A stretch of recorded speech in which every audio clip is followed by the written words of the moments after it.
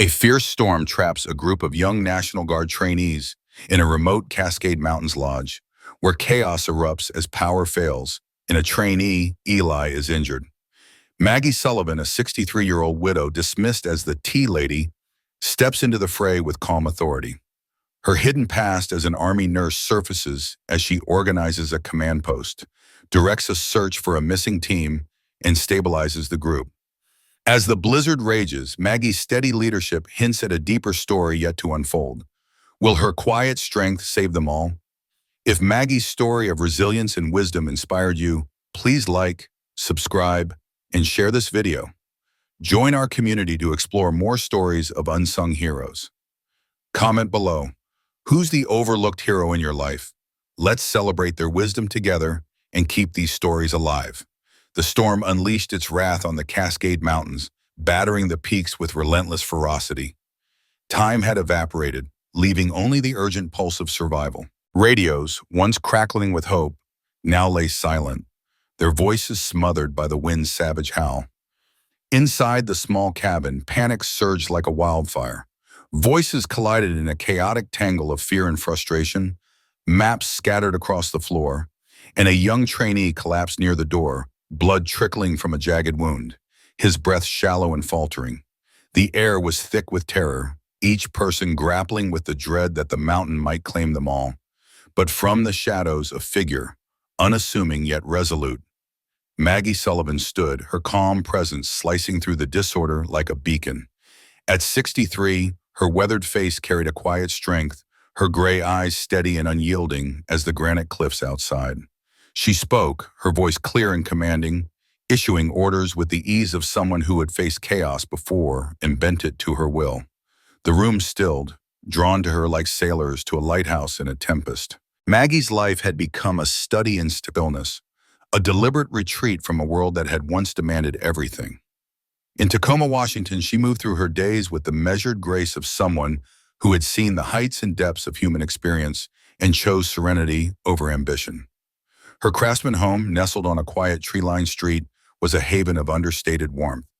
Photographs of her late husband, Colonel James Sullivan, lined her mantel, their smiles a bittersweet reminder of a life lived fiercely. A folded flag in a triangular case by the window glowed softly in the afternoon light, a silent tribute to their shared service. On a modest wooden shelf, her medals, Bronze Star, Army Commendation Medal, Combat Medical Badge, rested untouched. Their weight felt more in her heart than in their shine. To those who crossed her threshold, Maggie spoke of small pleasures, the kettle's soft whistle, the scattered pieces of a jigsaw puzzle on her dining table, the yarn spilling from a knitting basket by her armchair. Her routine was a gentle cadence, morning walks through Wright Park, where dew clung to the grass, coffee savored at the corner cafe, where the hum of conversation soothed her, afternoons reading in her garden, where sunlight danced through the leaves, and evenings spent watching news or calling her sister in Oregon, their voices bridging the distance. 3 years had slipped by since James's death, but the grief was a constant companion, sharp and searing on some days, a quiet ache on others. Their 35-year marriage had been a fortress built through 4 deployments, endless duty stations, and the ache of a military life that never stood still. They'd been equals, Maggie as an Army nurse, her hands steady in makeshift operating rooms, her mind razor-sharp in triage under fire. Together, they'd faced war zones and humanitarian missions, their bond a lifeline through separations and reunions. When lung cancer stole James, stage 4, sudden and merciless, Maggie's world cracked and open. She withdrew from the military community, turning away from the lunches, reunions, and ceremonies that once gave her purpose.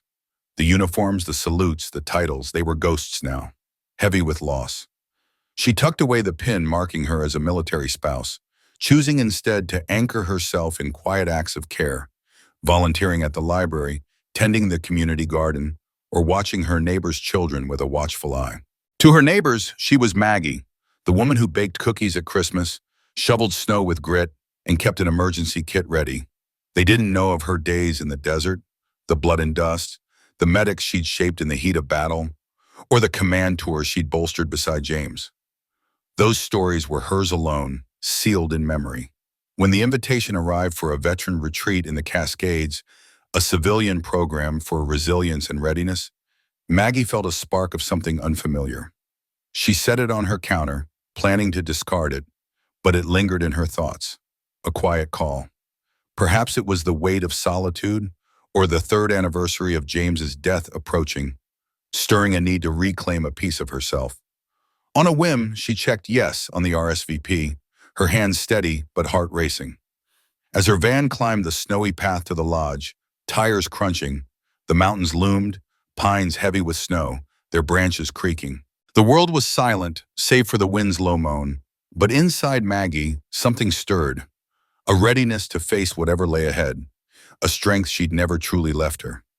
The wind cut through the mountain air with a restless edge, tugging at Maggie Sullivan's coat as the van jostled along the icy road. Inside, the cramped space hummed with the vibrant energy of youth, a sharp contrast to the barren wilderness outside. The passengers, mostly in their 20s and 30s, filled the air with lively chatter, their voices weaving a tapestry of excitement and nervous anticipation. Clad in National Guard jackets, rescue team hoodies, and rugged hiking gear, they wore their bright patches like badges of honor. Their backpacks, stuffed with emergency supplies, bristled with carabiners and radios clipped to shoulder straps, clinking faintly with each rut in the road. Their shorthand, terms like grid search, triage zone, command relay, flew past Maggie's ears, stirring memories of a life she had once known intimately, but now observed from a distance, like a half-forgotten dream.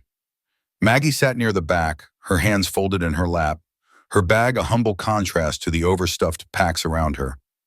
It held the essentials: sturdy boots, thermal layers, a sensible coat tucked neatly at the bottom. Hidden deeper were items no one had requested: a laminated topographical map, a compact first aid kit, a small flashlight, and a weathered notebook. Its pages filled with precise notes from years long past, their ink faded but their lessons indelible. Her gloves lay neatly folded in her lap as she studied the young faces around her. Their eyes gleamed with ambition, their laughter tinged with the untested confidence of those who had yet to face true adversity. Maggie's heart stirred, a quiet ache mingling with affection. She remembered that fire, that reckless certainty, and the cost of learning its limits. As the van crested a ridge, the retreat lodge appeared, a sturdy wooden structure clinging to the mountainside. Smoke curled from its chimney, casting a warm, inviting glow against the stark landscape, like a scene from a winter postcard. But Maggie saw through the illusion. The nearest hospital was 3 hours away, the closest town a perilous 45-minute drive down an ice-choked road. As the group tumbled out of the van, their boots crunching in the snow, Maggie caught the first whispers trailing her. "Who's the lady?" a young man muttered, his eyes flicking toward her. "No clue," his friend replied softly. "Probably someone's mom tagging along." Maggie's lips curved into a faint smile, her eyes crinkling with quiet amusement. She said nothing, shouldering her bag and following the group inside. The lodge's interior wrapped them in warmth, its rustic charm undeniable. A stone fireplace roared, casting dancing shadows across long wooden tables. A wall of emergency gear, ropes, harnesses, medical kits, stood as a silent testament to the weekend's purpose. Ryan Keller, the lead instructor, filled the room with his commanding presence. A former Marine in his late 30s, his muscular frame and steady voice carried the weight of experience as he outlined the agenda. Survival drills, cold weather navigation, medical emergency training, and team-building exercises. Maggie took a seat near the back, her posture unassuming, her eyes sweeping the room.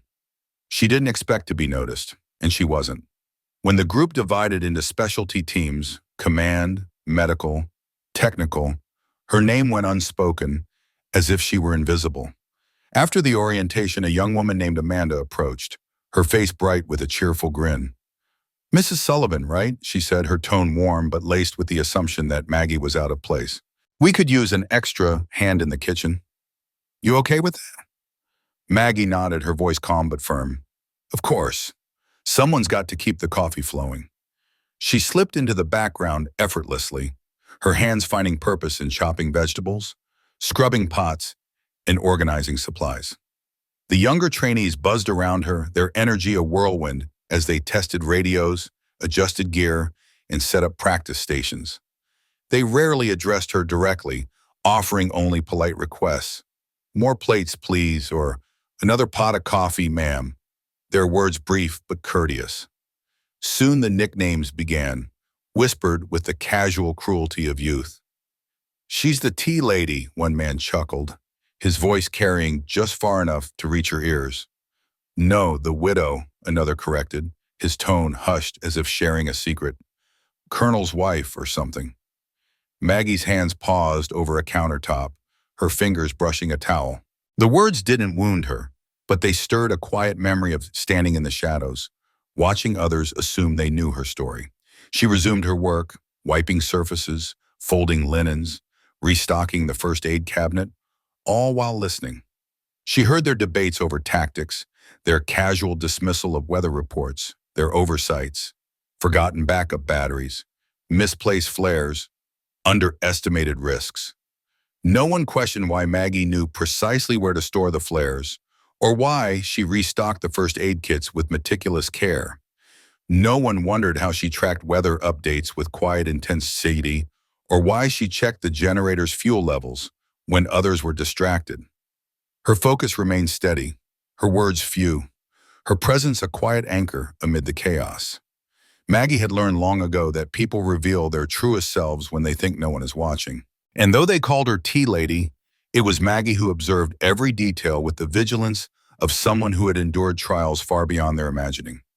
By the second morning, the snow had tightened its hold on the mountain, cloaking the lodge in a heavy silence. Maggie rose early, as always, stepping outside before breakfast. She pulled her gloves tight, her breath clouding in the frigid air as she faced the pre-dawn chill. The sky churned above, its fast-moving clouds a warning she read with practiced ease. Tilting her head upward, she squinted, her mind racing through calculations no one else had considered. The storm was coming, and it would not be kind. The wind tore across the ridge with a biting edge, slicing through the air in erratic gusts. It carried a scent Maggie Sullivan knew too well, crisp, metallic, tinged with a bitter undercurrent that clung to the back of her throat. It was the storm's calling card, one she'd learned to recognize decades ago. In places where weather apps were a fantasy and survival hinged on the sharpness of your instincts. Inside the cabin, the atmosphere buzzed with youthful energy. The young trainees bustled about, their voices overlapping in a lively hum as they prepped for the day's navigation exercise. Laughter bounced off the sturdy wooden beams, mingling with the crackle of radios being tested and the soft clink of compasses being compared. GPS units blinked to life in their hands, screens glowing with promise. Amanda, one of the assistant instructors, wove through the group, passing out granola bars with a cheerful grin, her voice bright as she teased a trainee about their lopsided backpack. Maggie, meanwhile, moved quietly through the kitchen, her hands steady as she arranged trays of toast and poured steaming coffee into mugs. But her attention wasn't on the tasks. Her gaze kept drifting to the windows, where delicate frost patterns laced the glass like fragile warnings. The wind struck in sudden bursts now, rattling the panes with a force that made her pause. She glanced at the barometer mounted above the fireplace, its needle dipping lower than it had been at dawn, a sharper drop than the local forecast had suggested. A knot of unease tightened in her chest. She weighed her options, her lips pressing into a thin line as she considered whether to voice her concerns. The group's excitement was palpable, their confidence almost contagious. But Maggie's years in unpredictable environments had taught her to trust the quiet signals over the loud ones. As Ryan Keller, the lead instructor, stepped into the room, Maggie made her decision. She threaded her way through the crowd, her movements unobtrusive, her presence barely registering amid the chatter. She waited patiently for a lull in Ryan's conversation with two trainees, then reached out to lightly touch his sleeve. "Ryan," she said, her voice soft but deliberate, "may I have a moment?" He turned to her, his face breaking into an easy smile, his mood clearly buoyed by the group's enthusiasm. "Of course, Mrs. Sullivan, what's up?" he asked, his tone warm but casual. Maggie chose her words carefully, her voice steady despite the urgency simmering beneath it. "I've been keeping an eye on the weather," she began. "The wind's shifting, and the pressure's dropping faster than expected. I think the storm might hit us sooner than forecasted. It could be prudent to bring the afternoon groups back early or even start the internal evacuation protocol." For a fleeting moment, Ryan's expression flickered, a quick flash of surprise, perhaps even doubt, before his confident grin returned. "Appreciate the heads up, Mrs. Sullivan," he said, his voice light, almost dismissive. "The forecast says we're clear until tomorrow afternoon, and we've got comms ready to go. But I'll keep it in mind. Thanks for letting me know." Maggie nodded, offering a small, polite smile that didn't quite reach her eyes. "Very well," she replied, her tone neutral. She turned and slipped back into the kitchen, her presence fading into the background as seamlessly as she'd emerged. As she resumed her tasks, boiling water, assembling sandwiches, stacking extra blankets near the wood stove, her mind churned. She knew this feeling all too well, the sinking sensation of being heard but not truly listened to. Age had draped an unexpected veil over her, a cloak of invisibility that others often mistook for irrelevance. When she was younger, it had infuriated her, how quickly people dismissed those with gray in their hair, assuming their quiet demeanor signaled ignorance, or that their past experiences held no weight in the present. But over time, Maggie had come to see the power in being overlooked. It granted her freedom to observe without interference, to prepare without scrutiny, to act when the moment demanded it, all while remaining unnoticed. In the kitchen, Maggie worked with quiet efficiency, her hands moving with the practiced ease of someone who'd spent years in high-stakes environments. She laid out extra supplies, first aid kits, water bottles, protein bars, checking each item with care. She tested the flashlights, ensuring their batteries were fresh, and slipped a few emergency blankets into her bag, tucking them beneath a folded sweater. She folded towels with deliberate precision, but her position by the window was no accident. Her eyes flicked to the horizon where the ridgeline was already softening, swallowed by a haze of thickening clouds. By noon, the signs were undeniable. The temperature had plummeted, the air growing heavy and sharp. The clouds had coalesced into a looming, dark gray wall that seemed to press down on the cabin. Even the dogs outside sensed it, their barks short and anxious, their tails low as they paced near the door. Maggie stepped briefly into the main lodge, her gaze sweeping over the trainees as they set off for their afternoon exercises, their voices bright with anticipation. She considered speaking up again, her hand hovering near her apron pocket as if reaching for the courage to interrupt. But she stopped herself. Her first warning had been enough. Sometimes she knew people needed to feel the storm's breath on their necks before they believed it was coming. With a slow exhale, she returned to her post in the kitchen, her movements calm but purposeful.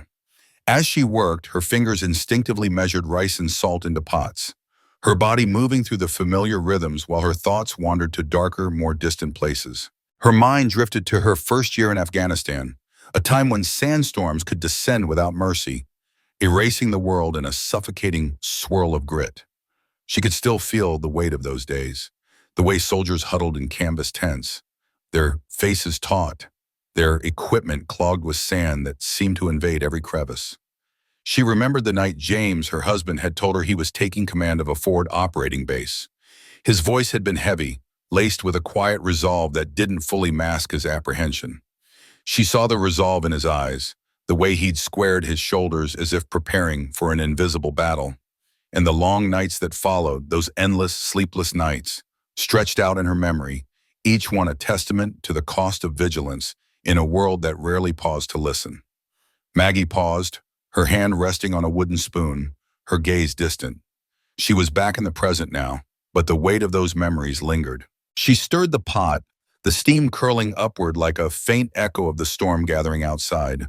She waited, her instincts sharp, her preparations complete, ready for whatever the mountain would bring. On the flight line, under the cloak of blackout conditions, helicopters sliced through the night, their blades whispering secrets of life and death. The work of saving lives unfolded in hushed tones, a delicate dance of urgency and precision. Time had not dulled those memories for Maggie. If anything, it had polished them to a fine edge. Age didn't blur the past. It distilled it, refining raw experience into instincts so sharp they operated without conscious thought. Every sound, every shadow from those days lingered in her bones, guiding her hands and steadying her heart when chaos loomed. Now, in the warmth of the lodge, Maggie stood by the stove, stirring a steaming pot of soup, her gaze drifting to the window. Outside, the first heavy snowflakes tumbled from a darkening sky, their lazy descent belying the storm's growing ferocity. She'd seen storms like this before, unpredictable, relentless. And her gut had warned her this one would hit harder and faster than anyone expected.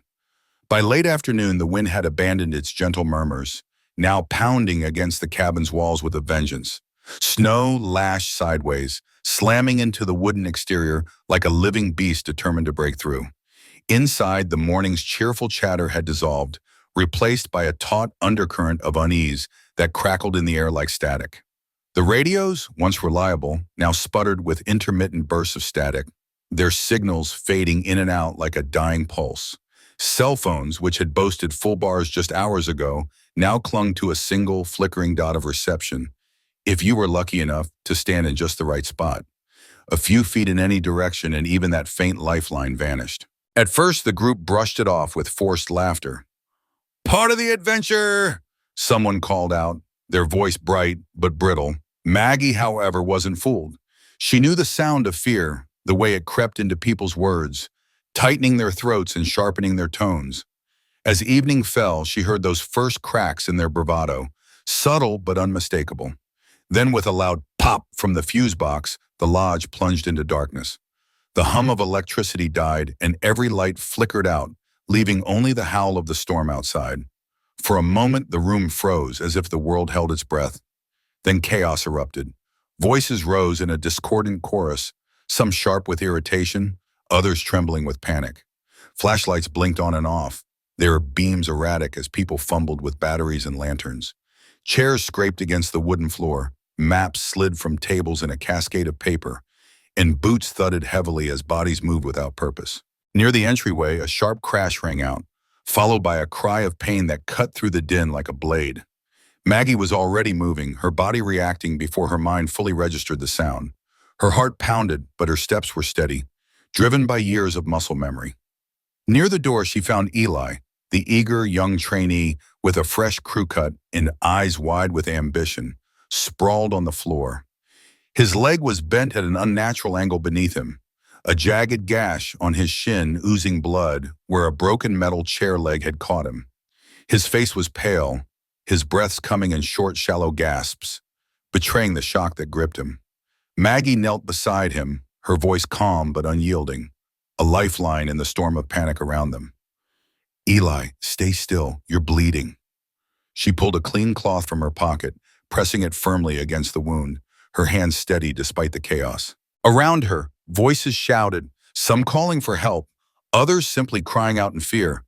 But Maggie tuned them out, her focus narrowing to the task at hand. "Keep pressure here," she instructed a wide-eyed bystander, guiding their trembling hand to the cloth on Eli's leg. She reached into her spag, pulling out a roll of bandages, and began wrapping the wound with practiced efficiency.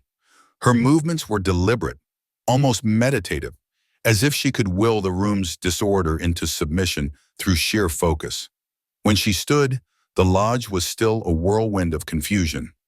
Ryan Keller, the instructor who had strutted with confidence that morning, now stood frozen at the front of the room, his face drained of color.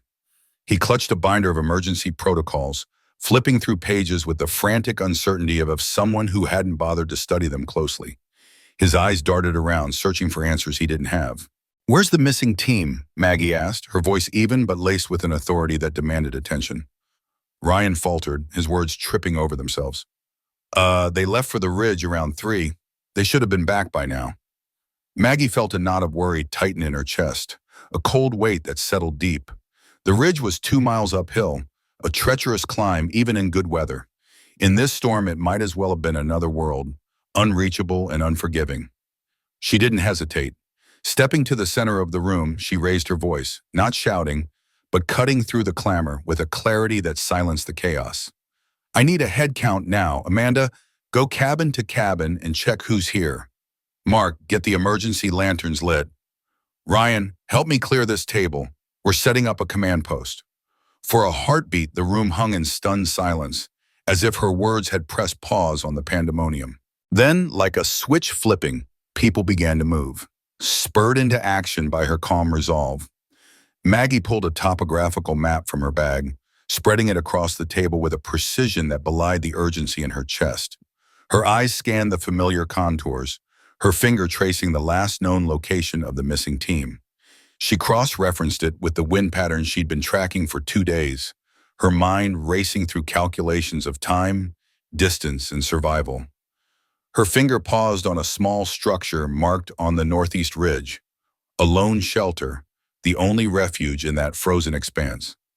"They'll head here," she murmured, more to herself than anyone else, her voice steady despite the storm raging in her thoughts. Amanda returned, breathless, her face flushed with exertion. "We're missing 2 vans, 14 people total." Maggie nodded sharply, her mind already shifting to the next step. "We need a 4-person search team," she said, her tone leaving no room for argument. "Double layer your clothes. Take emergency beacons, hand crank radios, and thermal blankets. Do not separate. Check in every 50 minutes. Amanda, you're on comms. Mark, prep the med station."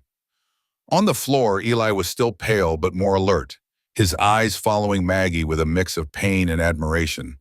The room, though still tense, began to hum with purpose, as if her steady presence had woven order from the threads of panic. Maggie's heart pounded, but her face betrayed none of it. She carried the weight of those missing lives in her chest, each one a tether pulling her forward. The storm outside roared on, but within her a quiet resolve burned brighter.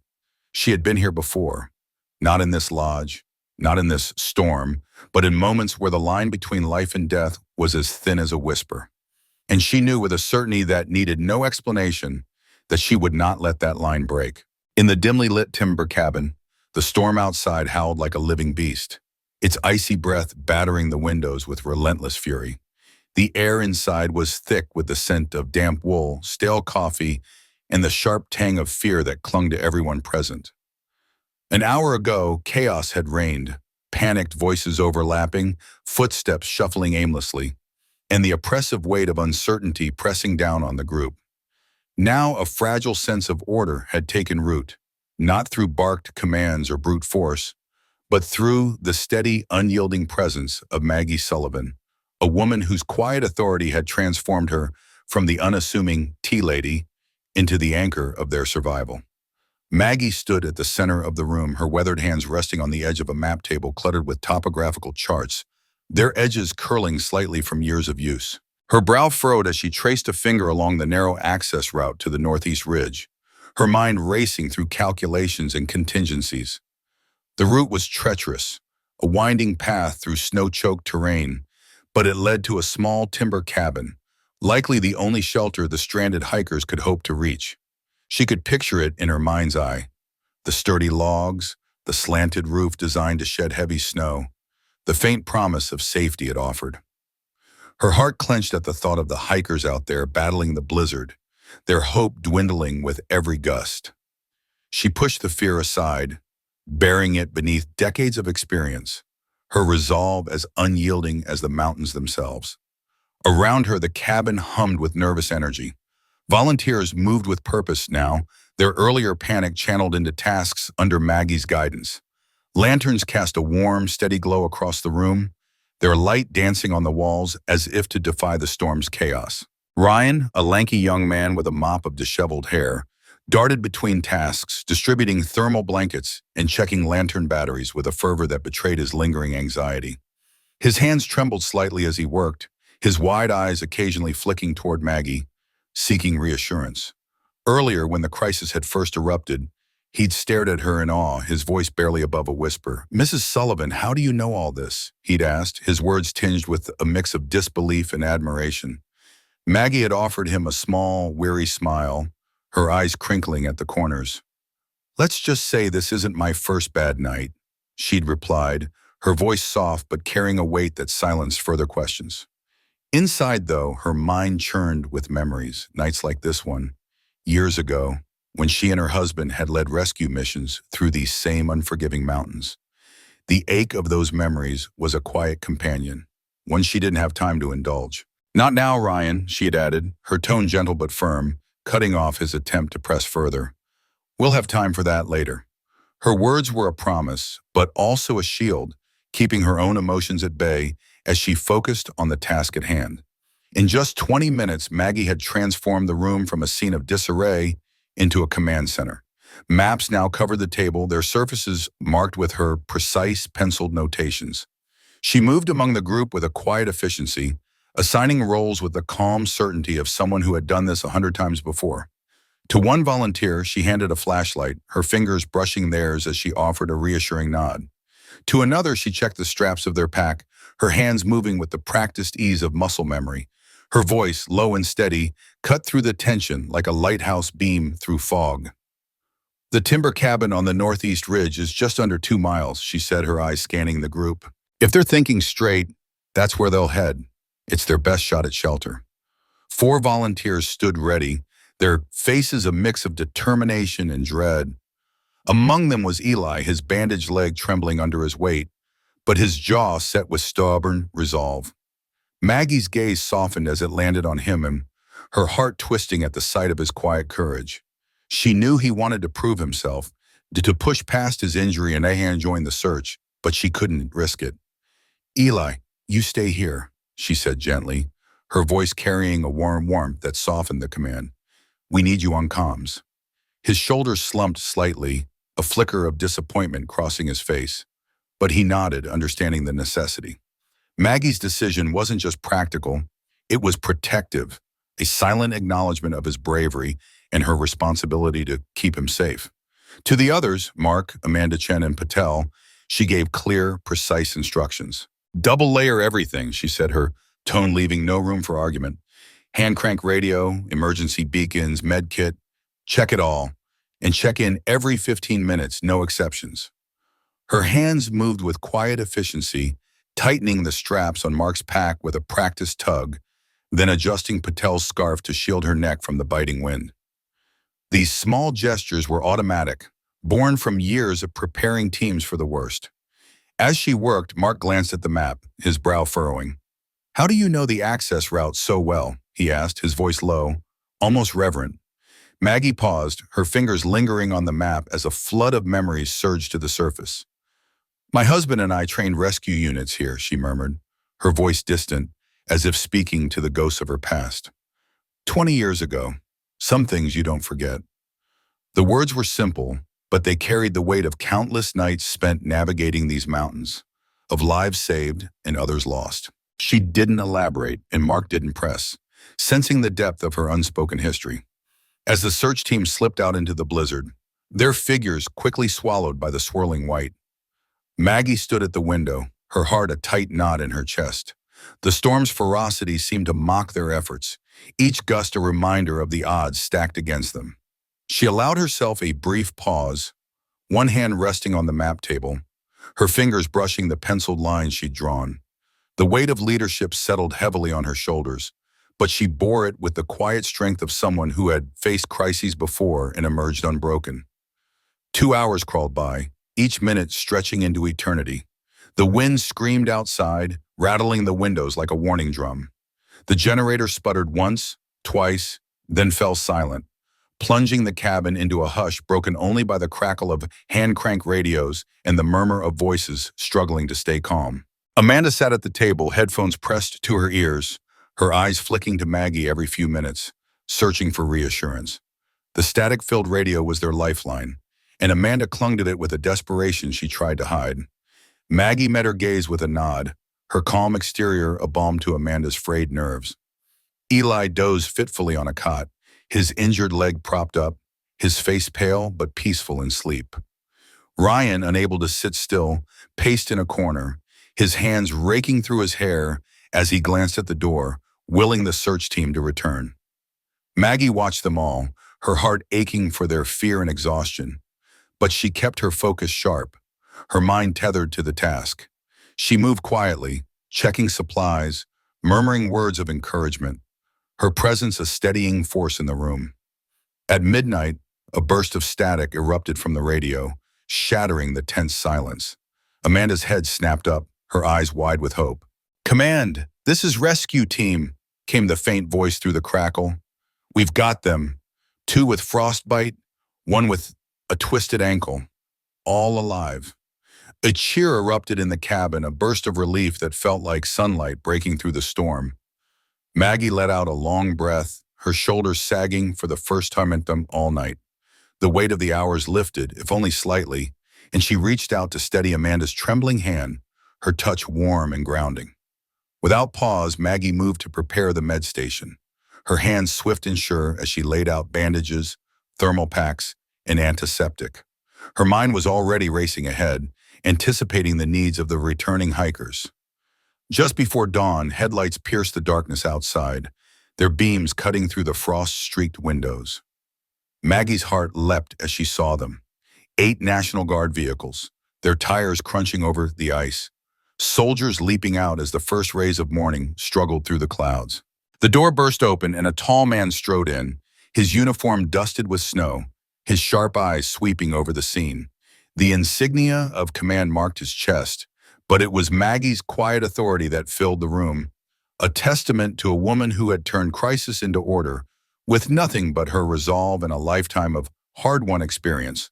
The room was a blur of chaos and relief, the air thick with the scent of damp clothes and the hum of murmured gratitude. Daniel Rodes stood near the entrance of the retreat center, his gaze sweeping over the crowded space, lingering on the familiar faces of rescued trainees and their tearful parents.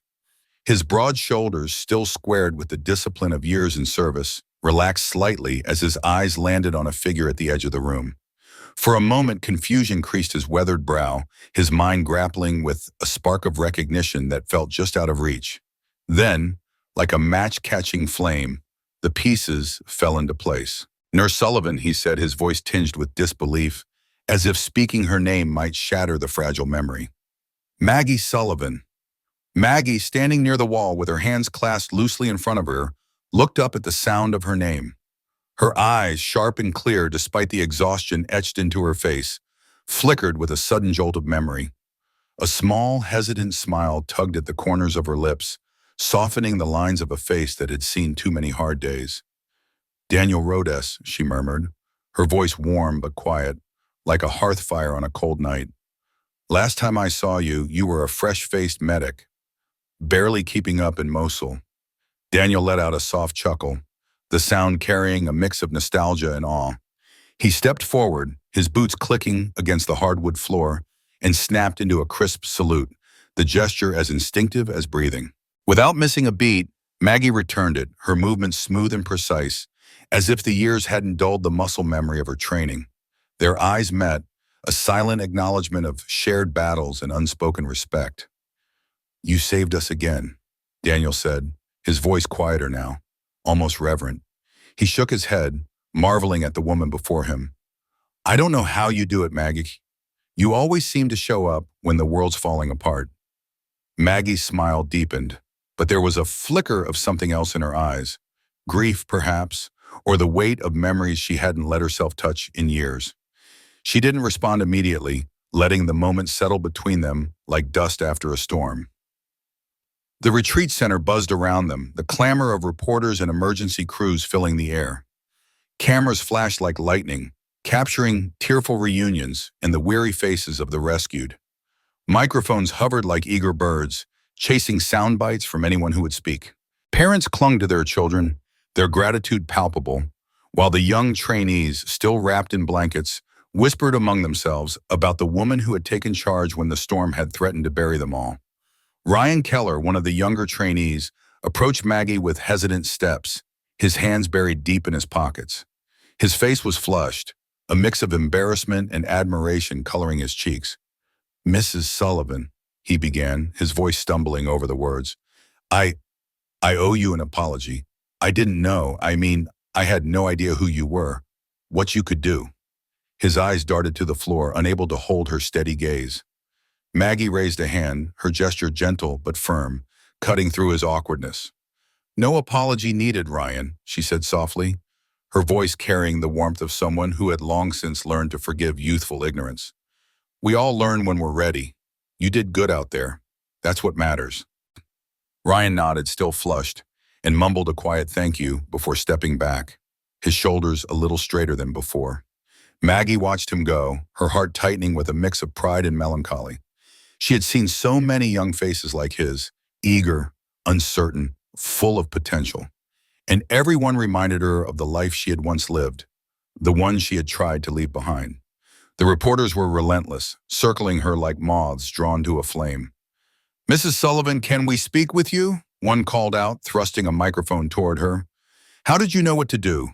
Where did you learn to lead like that?" Their questions came fast, each one pressing against her like a wave. But Maggie's response was measured, her voice soft but steady. "Experience," she said, offering a faint, tired smile. "And a little luck." She slipped away as soon as she could, retreating to the quieter edges of the room where the shadows offered a moment of respite. She wasn't one for the spotlight. It felt too bright, too exposing, and like standing naked in a storm. But people found her, one by one, drawn to her quiet strength. Amanda, her eyes brimming with gratitude, clasped Maggie's hand and whispered words of thanks that felt too heavy for the moment.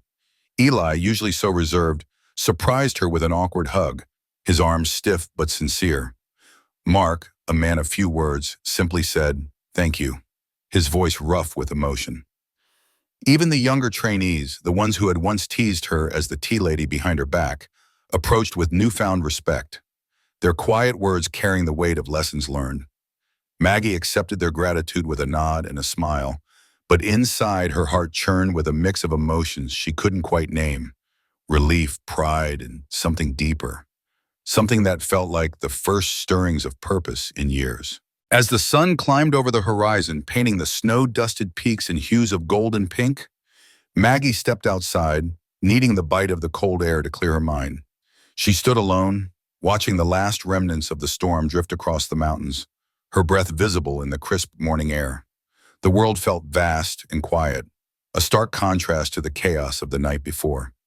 Daniel found her there, his hands tucked into his coat pockets, his presence steady and familiar. "We could use someone like you, Maggie," he said, his voice low but earnest. "Back with the training teams. Your experience, your calm under pressure, it's rare, just to think about it." Maggie's gaze lingered on the horizon, the wind tugging gently at her hair. A faint smile curved her lips, not because she had an answer, but because the possibility felt real for the first time in years. "I will," she promised, and the words carried a weight she hadn't expected. For the first time in a long time, she meant it. By the time Maggie Sullivan returned to her quiet home in Tacoma, the storm had become a national news story, its details dissected on every channel. Her phone buzzed incessantly, the screen lighting up with calls from reporters hungry for interviews, invitations from veteran groups eager to honor her, and emails from emergency services asking if she would consult or train their responders. Even the mayor's office reached out, inviting her to an awards ceremony she had no intention of attending. For someone who had spent the last 3 years blending into the background, living a life of quiet routine, the sudden attention was overwhelming, like a spotlight she hadn't asked for. She sat in her small kitchen, the phone silenced on the counter, a steaming cup of tea cradled in her hands.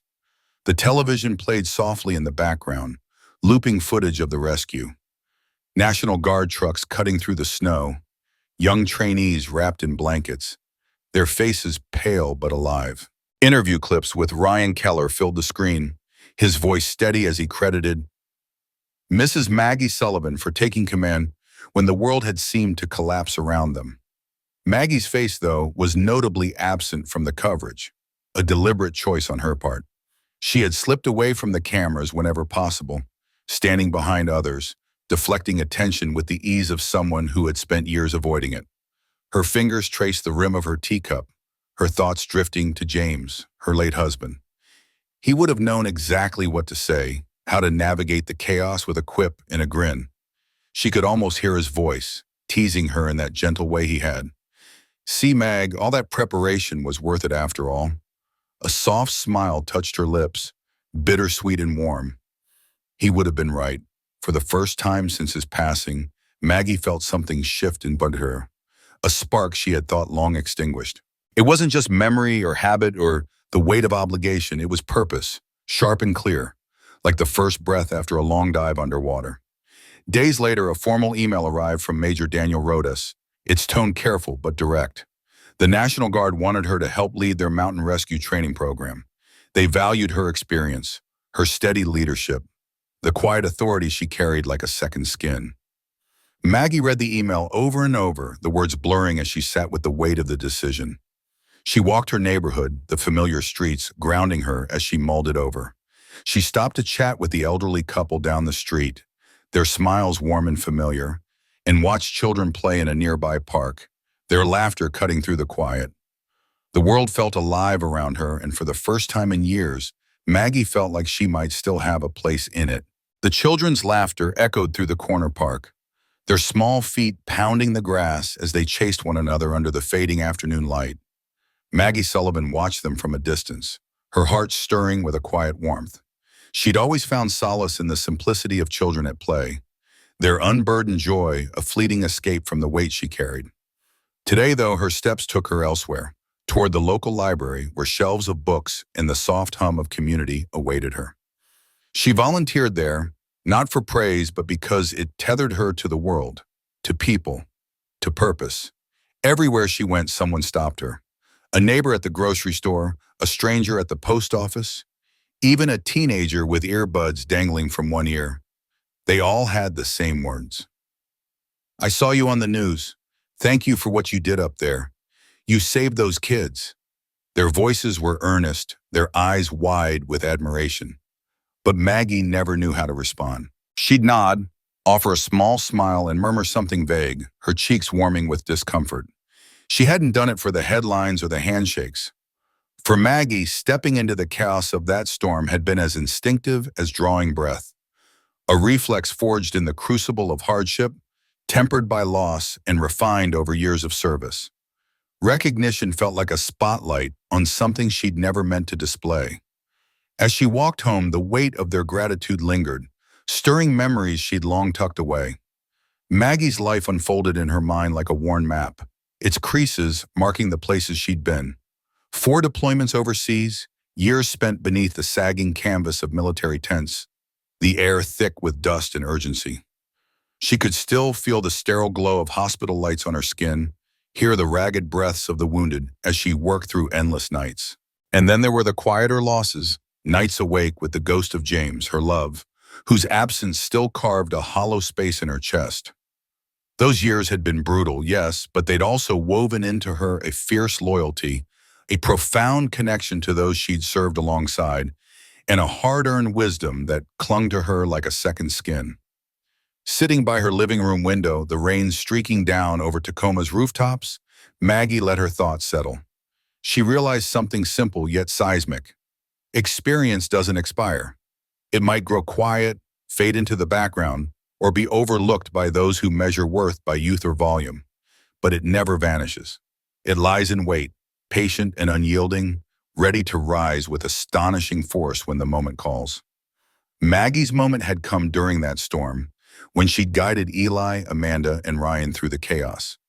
She could still see Eli's wide-eyed fear as she wrapped his wound, his trust in her steady hands anchoring him. She remembered Amanda's calm focus on the radio, her voice cutting through the static to call for help. And Ryan, humbled, grateful Ryan, standing before the group, his voice cracking as he thanked her, not just for her actions, but for showing them what courage looked like. That moment had changed them all. Not into heroes, not overnight, but into people who carried the memory of that storm forward, its lessons etched into their bones.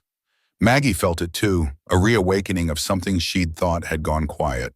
Watching the rain, she reached a decision, soft but resolute. She would say yes, not for the medals or the press, but for the chance to pass on what she knew. Because the truth was undeniable. She still had something to offer. Her gaze drifted to the mantel where a photo of James stood, his eyes kind and steady. "Well, love," she whispered, her voice catching. "One more mission." A smile curved her lips, not wide, but deep, the kind that comes from knowing exactly who you are and why you're here. As she typed her reply email, Maggie paused, her fingers hovering over the keys. She thought of the young faces she'd guided, the lives she'd touched, and the quiet strength she'd rediscovered in herself. Pressing send, Maggie Sullivan stepped back into the world, not as a widow, not as the tea lady who volunteered at the library, but as someone who had reclaimed her purpose. She was a leader, not because of titles or fanfare, but because she'd learned that purpose doesn't fade with age. It endures, steady and sure, waiting for the moment to rise again. Maggie's quiet return to purpose carried a deeper truth, one that resonated beyond her own story. In a world that celebrates youth and speed, where digital voices clamor for attention and headlines shift by the minute, her calm strength stood as a reminder of something timeless. Wisdom doesn't retire. Experience doesn't dim just because birthdays accumulate.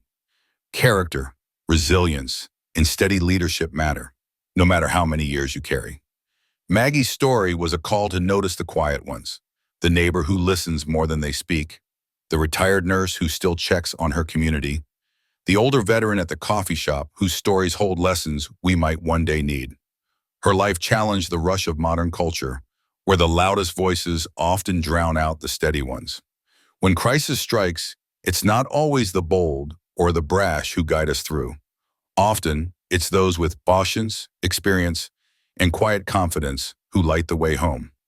Maggie Sullivan's story was a testament to that truth, a reminder that no matter our age, we all carry something to teach and something to learn.